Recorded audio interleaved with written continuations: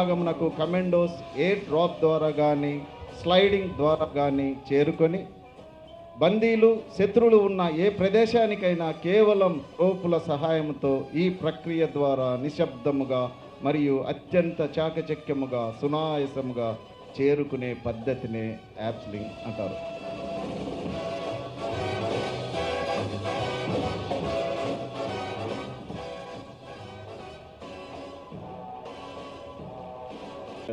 దిగుతారు. టెక్నిక్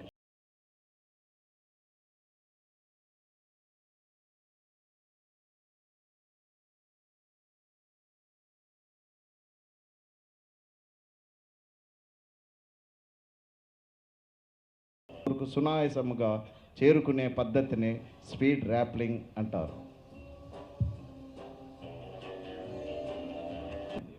దీని బరువు కేవలం 18.5 గ్రాములు మాత్రమే.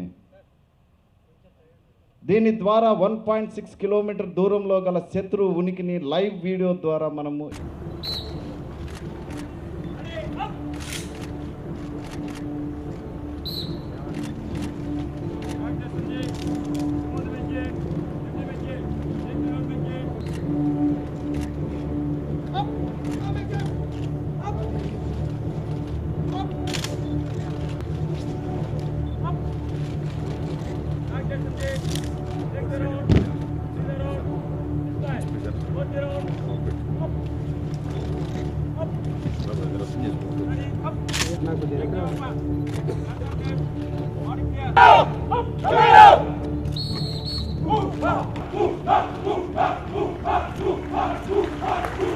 సభా ప్రాంగణానికి విచ్చేశాక ఆక్టోపస్ పక్షాన ఒక చక్కటి డెమో ప్రజెంటేషన్ ఉందండి. ఈత కోసం పెట్టింది కాదు, కానీ ఆక్టోపస్ శాఖ వారు ఎంత పకడ్బందీ ప్రణాళికతో పనిచేస్తారు, ఏది అధిగమించాలనేటువంటి దానికి మనకి తెలియజెప్పేటువంటి ఒక సందర్భం.